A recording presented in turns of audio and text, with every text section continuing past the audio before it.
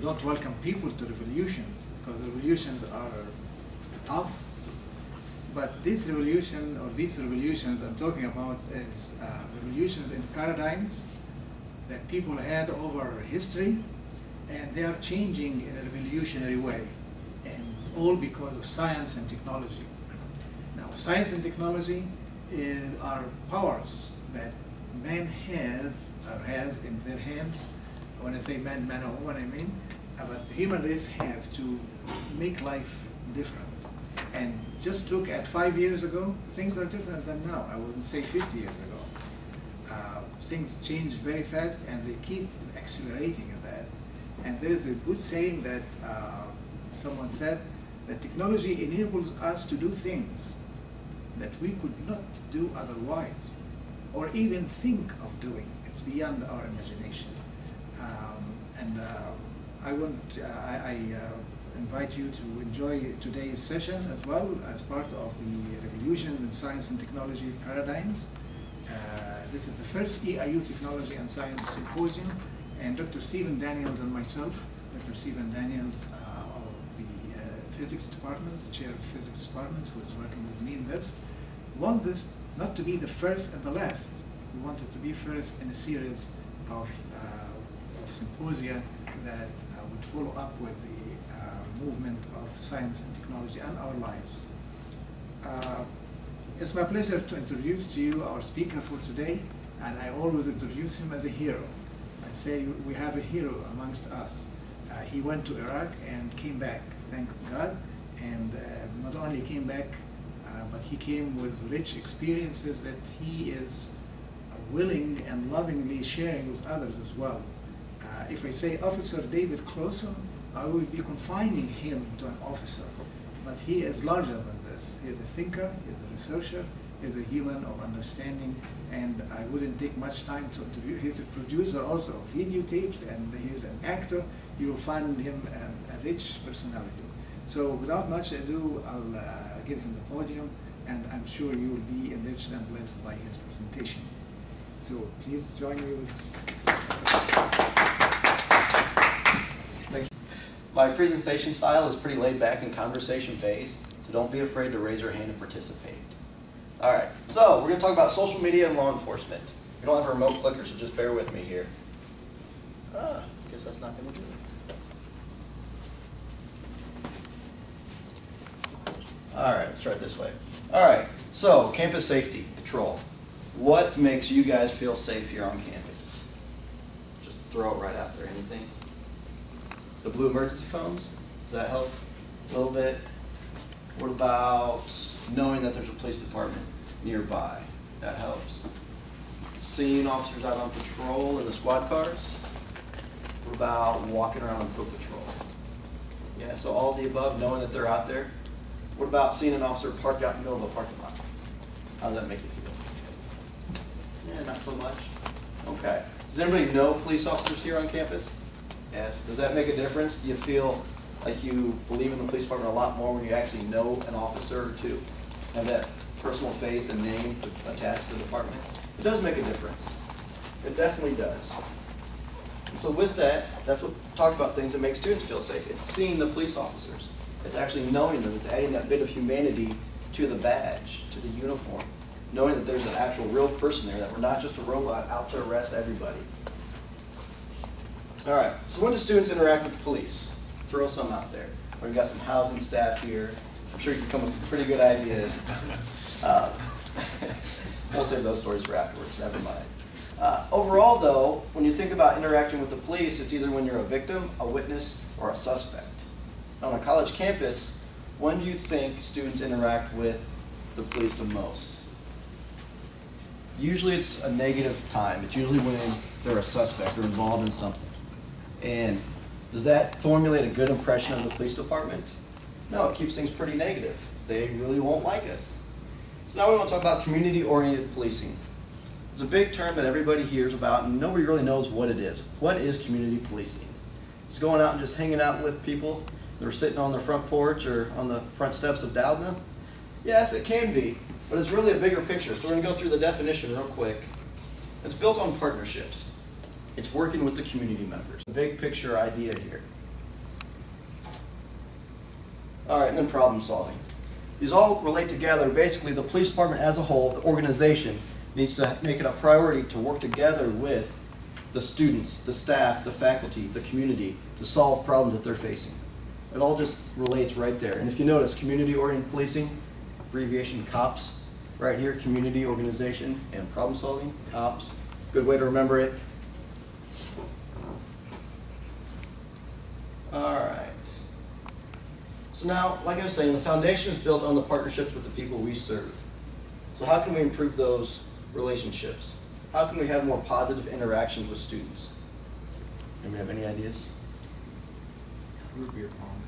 Root beer pong, yes. We have the crime prevention officer, which is my role. We get to go out to all kinds of different student organizations, give presentations, participate in some of the housing events. It's a lot of fun, just ways to try to interact with the students on a positive note. Walking foot patrol, just stopping and talking to students when they are hanging out on the Dowden steps or the South Quad throwing a frisbee around.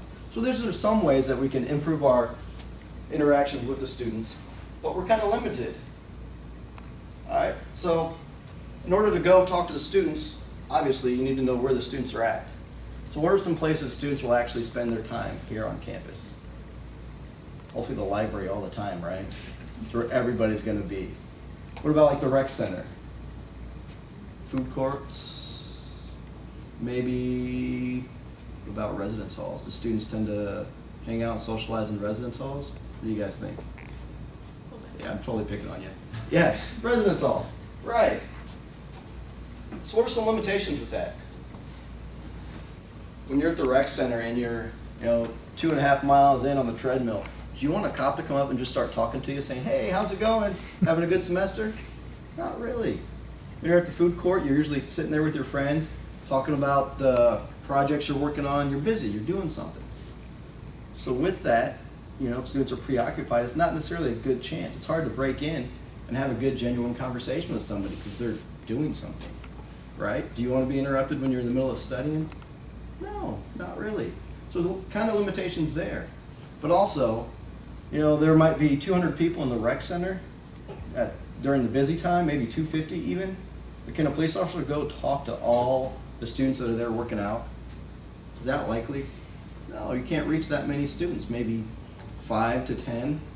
I know when I've been walking foot patrol, it's a good night if I can actually stop and have a conversation with 15 students. That's in 4 to 6 hours of walking around on campus. Who initiates the talk, you or the students in these walks? It varies. Usually I try to initiate the conversations. I'll say hi and ask them how it's going. If they're busy, if they're going somewhere, which is usually the case, they just say hi and just keep going.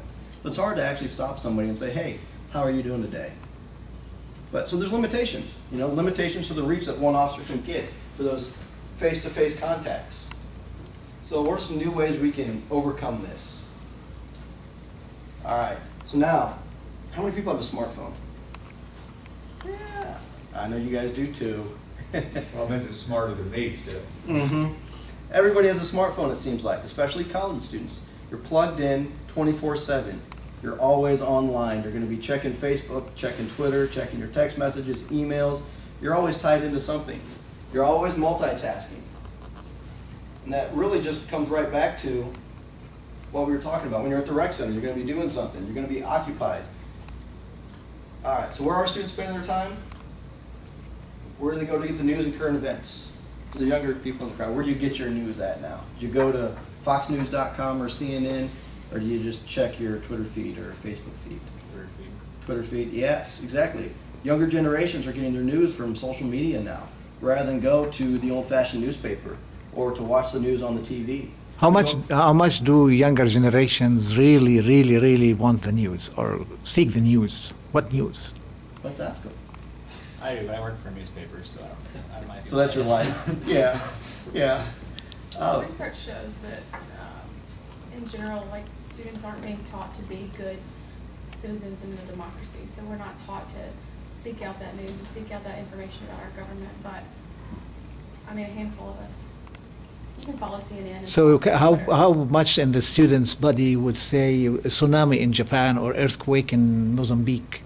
They hear about it or follow up about that. Well, I know that when Would you say 10% of them, 90% of them? I think it just depends on the event and how it affects them. With the Boston Marathon, keeping track of it live on Twitter. I'm glad you brought that up. We'll talk about that in a little bit. Okay, so that's where students are going to get their news. That's where they're spending most of their free time, is on Facebook. It's on Twitter. It's on the different social media. They're even having conversations with their friends. Rather than pick up the phone and call, or even send a text message, they'll have a conversation through Facebook posts or through their Twitter accounts, right?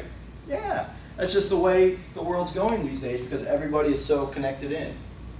All right, so social media, obviously, that's why you guys came. We just made the connection. We're leading up through community policing to now going to social media and how we can community police through social media.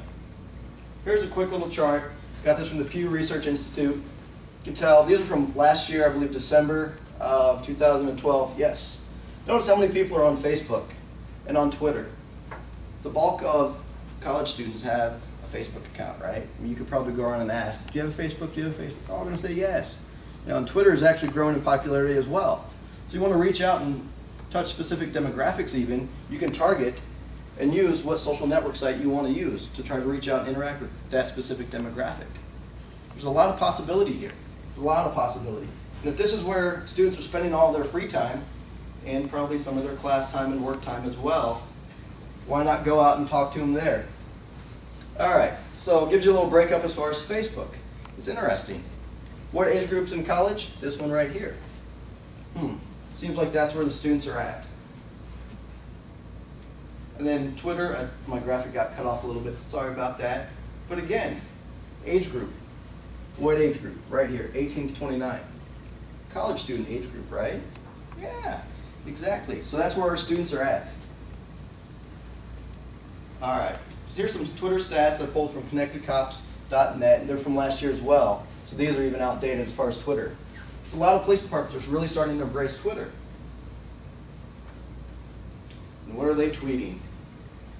Activity updates, traffic alerts, road conditions, even crime alerts and investigations. Some local departments like to use Facebook to try to identify possible suspects in crimes. These are definitely things you can do. But overall, police activity updates. That's nothing really urgent. That's nothing serious. It's not stay away from this area. It's just, hey, this is what we're doing. You know, it's giving the followers, the students, a chance to get to know the police department, get to know who the officers are, what they're up to, what a normal day is like for police department. That gives them a better understanding of policing. And with that better understanding will hopefully come more trust. So now the Boston Police Department. They led the way through using social media, especially Twitter, when it came to emergency situations with the Boston Marathon bombings. So here's just a couple stats on it. These are their followers beforehand.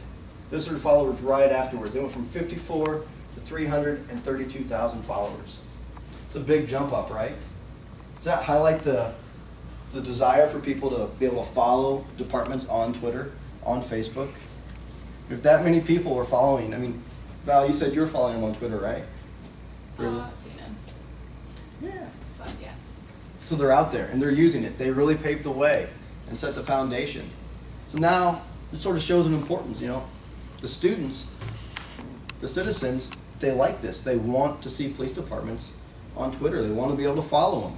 If that's where they're spending their time, if that's what they want, why not get with the program? All right, so community policing, where are the students going to be hanging out? The residence halls, the rec center. How about online in virtual communities? Facebook a community? Twitter a community? Instagram? Yes. So why can't we go out and community police in those online communities? It just seems too logical. It seems like common sense. It's what we need to be doing. It's a great way to reach students. That's where they're at in their free time, when they're doing homework. How many people have Facebook open when they're doing homework? Been there, done that. Sitting in class, it happens at work. Yeah, it does. You're there all the time. Even when you're walking down the sidewalk, you're probably on Facebook or Twitter checking stuff out. You see college students doing that all of the time. Hopefully not in class, though, but it does happen. But that's the nice thing about social media is we can put that information out there to start building that relationship with students. And when they're able to, at their convenience, they can get online and check it and see it, rather than us interrupting them when they're on the treadmill, when they're trying to study, or when they're in the middle of a group project working in the library. It'll be there ready for them when they're ready to receive that information.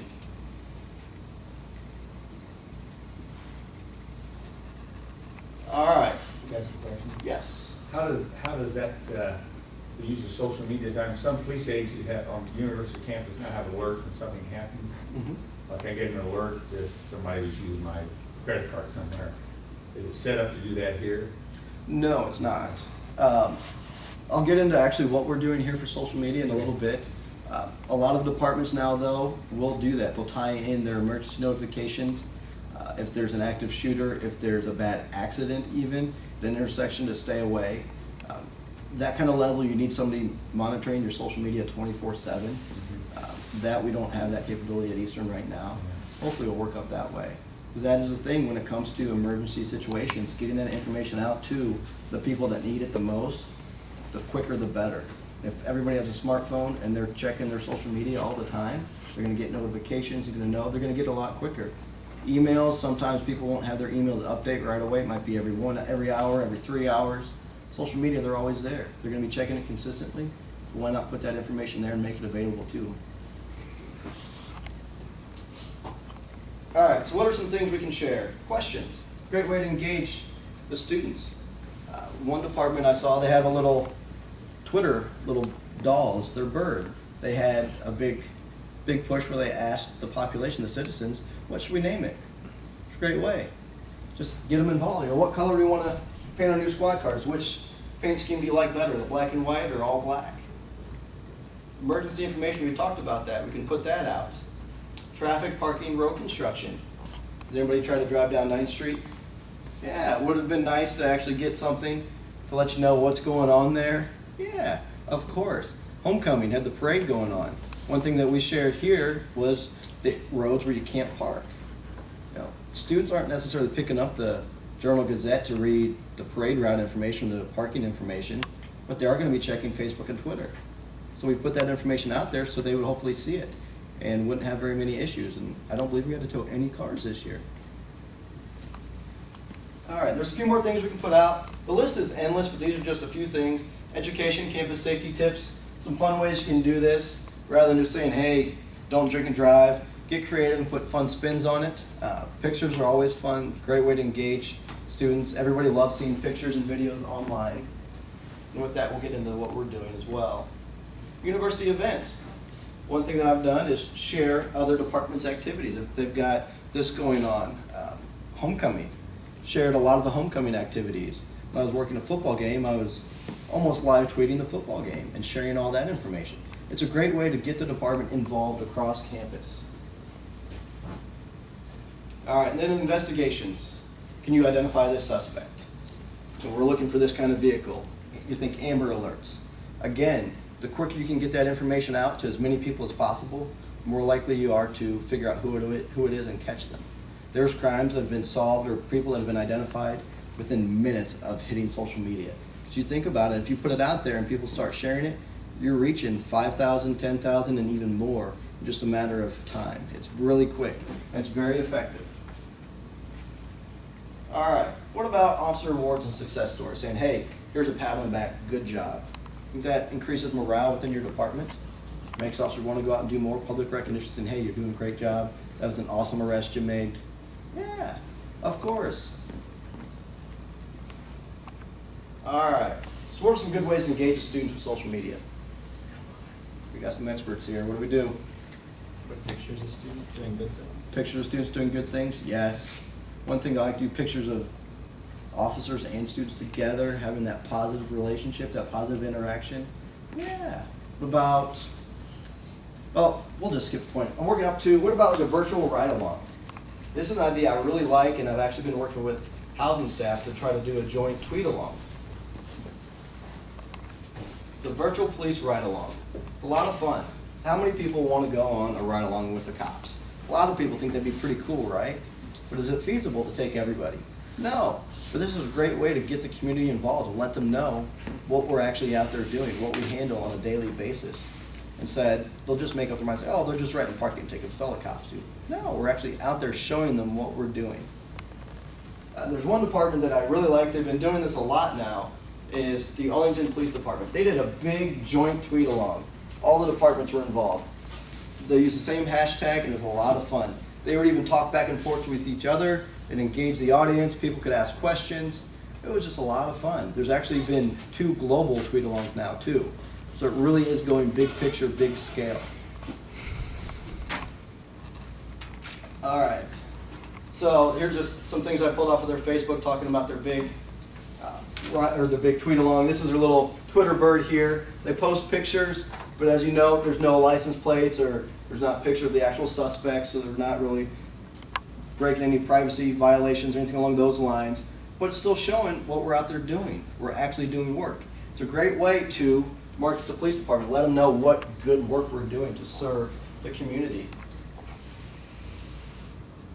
And then you can have a little sense of humor too. This is Arlington police officer messing with the Fort Worth Police Department. So it adds that bit of humanity, that bit of personality, humor. It's great. It really lets people get to know you and know you're real people. All right, so now here at Eastern, we've done the EIU Mayhem Prevention Team. Has everybody heard about it? Does everybody follow and like it? Okay. All right, so some of the goals for this is to get the police department involved across campus. You know, we typically get left out. Nobody likes the cops, right? They're gonna come rain on the parade, bust the party. We wanted to get involved in a positive note, following that community policing approach. This is a great way we could really get involved across campus. Some of the things we've been involved with already is working with student community service, with housing, with athletics, with the counseling center, and with the HERP. It's a lot of fun, and it's a great way to get involved. All right, then increase positive interactions with the students. Number one, getting us involved is going to have positive interactions, letting us be a part of things across campus. Then as well, we can use it to encourage students to come talk to us. It's an open forum. A lot of times students are more comfortable making a comment online, asking a question online, as opposed to face-to-face with a police officer. It's another avenue, another way we can interact with the students. All right. And again, back to the education. Give them campus safety tips, important information, things they need to know. Here's what's going on. You might want to avoid 9th Street. You know, anything along those lines. Watch out for an email phishing scam. You know, share that information. Hey, there's this scam going around. You might want to know about it so you don't fall for it. Great things we can put out there. And with the campus safety tips, you know, when I go give presentations, I ask students, hey, what are some safe college drinking tips? Almost all the time, the students know exactly what they're not supposed to do.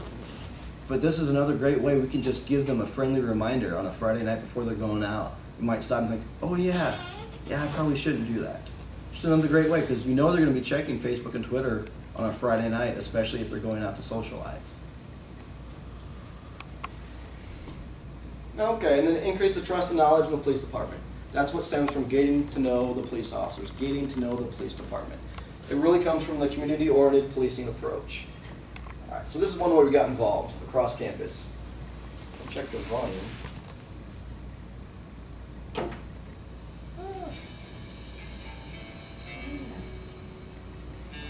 Of course, we're showing off our new squad cars. Has anybody seen this video before? Probably you. No, you didn't? What? I shared it online. Just because I'm researching Facebook didn't mean I look at all.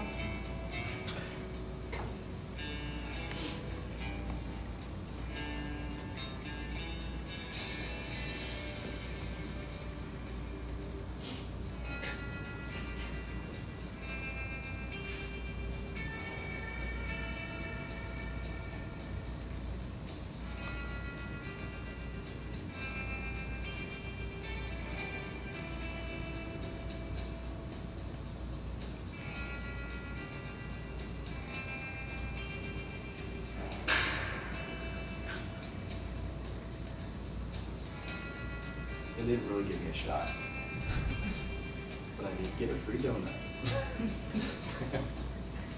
All right. Using some humor, getting the police department involved, advertise a flu shot clinic. Wouldn't really think about that right from the start, but it's a great way. Do you think it's good PR for the police department? Yeah. Shows that we've got a sense of humor. But like I was saying, it meets all those goals, gets us involved. All right, so this is a Facebook post where I shared this. I actually shared it multiple times and also across Twitter. The Herc also shared it as well, so it got a lot of exposure. So this is just one post. It reached 317 people. Do you think me walking around saying, hey, here, flu shot clinic, go to it, this is when and where it is, do you think I could reach 317 people in just a short amount of time? Probably not. That's what's great about social media is the reach. How many people you can reach. Very simple, very fast. Here's another one.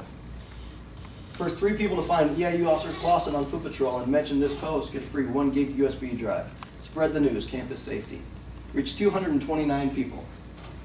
So with that, 229 people knew that I was out walking foot patrol on campus. Now the next slide will actually talk about this. So what did that post achieve? Besides what I just said about they knew I was out walking foot patrol. Did it achieve anything else? Besides giving away jump drives? The jump drives actually say EIU Police Department also. Kind of fun. All right, we'll just go through the slide. Number 1, let the students know we're out on foot patrol. I call it force multiplier. So maybe 5, 10 people actually saw me walking the South Quad that Friday night. But as people are checking their Facebook, getting ready to go out and socialize, they saw, oh wait, UPD's out walking foot patrol. Do you think they might think twice before doing something goofy on campus? Maybe. Definitely will. It's a force multiplier. It allows one officer to then let that many people know, hey, we're actually out enforcing stuff. We're actually out there. Just a friendly reminder. Without portraying UPD as friendly and approachable. Think that it achieves that goal right there? I think I saw a couple nods. Yeah, definitely does. Come talk to me. I got free stuff. Who doesn't like free stuff, right? Especially college students. They all want something free. All right, then encourage students to visit with UPD officers. It's a great way to strike up that conversation. I think you brought up who initiates that conversation when I'm out walking foot patrol. This is a great icebreaker right here. Great way to get the students to come talk to us so we can have a good, genuine conversation. And like I was saying, it creates that opportunity for positive interactions. So with that last slide, 229 people met all these goals right there. And it only grows because we're relatively young on the social media. We just started the mayhem prevention team the end of July. We haven't really been around that long. We're still trying to build a good following. We've been able to reach a lot of people so far. It's a great start. Here's another post for homecoming. The theme was Real Panthers Wear Blue. So that weekend I posted this one just for fun, a little bit of humor. But it still got us that same thing, positive exposure. Reached 713 people just with this Facebook post. I also put this on Twitter, and the main EIU Twitter account reshared it. So then it reached a countless number of their followers. I think they had maybe 5,000 followers on Twitter. Well, not everybody saw it, but a lot more than just the 713 here. So, when you say reach, define reach whenever you say with the stats. People They're that are clicking on it, or here it breaks down who's clicked on it and who's commented on it, and it shows from people that have shared it as well. With the reach, basically like your news feed, that it's been in that many people's news feed where they've seen it. But with this, it shows, again, it lets people get to know the police department, playing on a little bit of humor. Do you know why I pulled you over? It's from Super Troopers. A lot of college kids love that movie. It's really funny. It gets in on that, but it also gets us in on the main Eastern campaign for supporting homecoming. Gets us involved in that as well. All right, so here's another little video. Wrong. You left a break. You forgot to lock your windows. No big deal.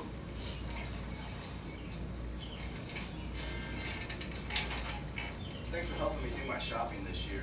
Little Susan's gonna love these new purses. Hi, I'm Heath Thornton with the Charleston Police Department, and this is just a friendly reminder to please lock all your doors and windows when you leave for break. At those times, we have an increase in the residential burglaries, break-ins, and such of that nature. So this is just a friendly reminder. Please lock everything up to help protect your property and others. These are YouTube videos that we share on, well, we've got them posted on YouTube as well, but we share them on our Facebook and Twitter, and we'll give them out housing. I think Jeremy's got a few of them. He's going to share them periodically. We've got a total of 7 of these that we've made so far.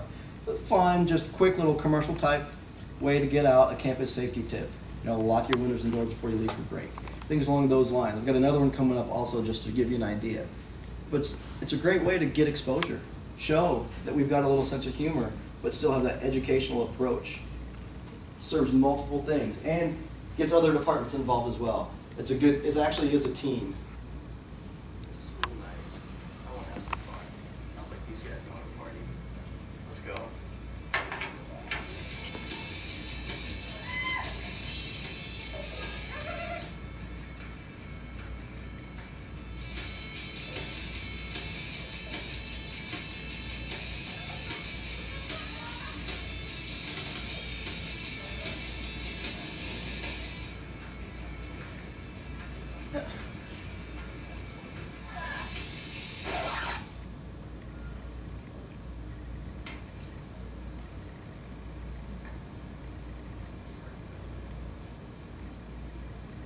I'm Detective Kent Martin with the University Police Department.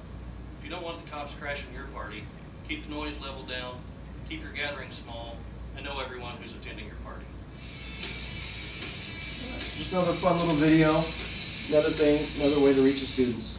We think it's effective. Yeah, more or less. So what are your guys' thoughts on police departments on social media? You think it's a good thing? Do you think it's a great opportunity? Do you see any negative sides of it, any downfall? Are you guys gonna go out and follow in like the EIU Mayhem Prevention Team? Yeah. Do you have any questions, comments? Yes. Is the Mayhem Prevention Team working to teach our students about responsible and really safe online, like their online behaviors, not just their campus behaviors or? As far as like online etiquette, what to put on Facebook, Well, what not not to just put on etiquette, Facebook? but like if you post where, so I'm out of town this weekend and I post it on Facebook and Twitter and then everyone knows my house is empty, things like that. Yes, when it comes to certain times of the year, we'll gear our safety tips to what's going on. The one video talking about break, we went break because we can use that multiple times to give them a friendly reminder before they're going. Like, hey, if you're going for break, leave a light on. Make sure all your windows and doors are locked. Don't put, hey, we're going to be gone. We're going out on spring break. It's going to be a blast. Poor house is going to sit empty. We'll put out different tips like that. Definitely, we've got a whole long master list of safety tips. Mm-hmm. I think it's a very positive tool, but my question would be is with the agencies that have this going already, how much time is taken in, if you're overwhelmed by them, how do you keep up with, if you have to respond back? With that, the nice thing about technology these days is all you need is a smartphone.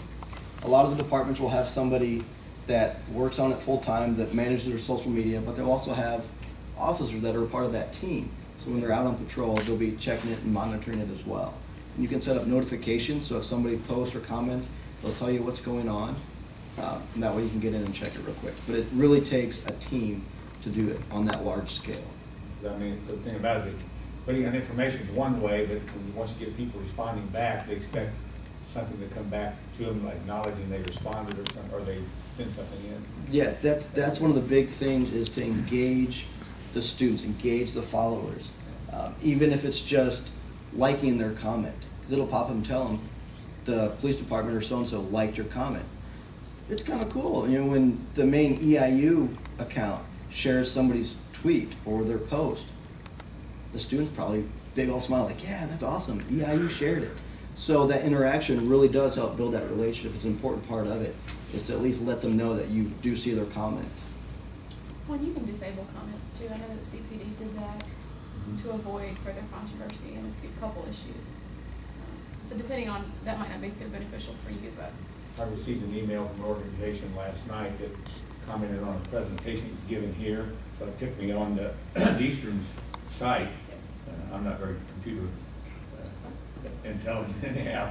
I saw some of the comments posted. Some were very positive and some were very almost negative, but not in a way to, if you'd have a conversation. To make your negative comments because you're in a unidentified, you're not sitting there as a person. I know I faced that in my old job when we first got emails.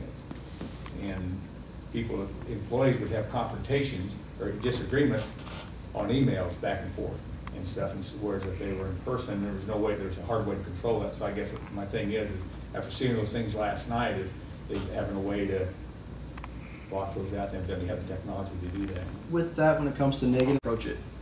the one I really like most is to keep everything as positive as possible on your post. If you're posting officers helping make teddy bears for the kids at the hospital, which we did, it's hard for someone to talk negative about that. If it's, hey, we're out walking through patrol trying to help so-and-so unlock their car, it's hard to talk negative about that. But if you're always posting negative things, here's crime, this is going on, so-and-so did this, so-and-so did this, you're inviting a lot more negative feedback. That's where I really like social media as a positive community policing tool, as opposed to, here's all the bad stuff that's happening. Yeah. So that's one way to help avoid the negative comments and negative interaction. You're still gonna have some. So when you do have those, you gotta deal with it. DWI, it came from a media class that I had before. You gotta deal with it. If you just delete, delete, delete, delete, it gives the community the impression you're just sweeping it under the rug, not dealing with it. Now you don't wanna fall in the trap into arguing online, but rather than reply to a specific comment, just put out a blanket post saying, hey, we don't agree with that, we don't appreciate that, let's focus on this. Because you're always gonna have some negative, but keeping the focus on positive community policing will make the big difference in that. Some great points, thank you. Anything else? No? Thanks for coming. Well, please join me in thanking our speaker.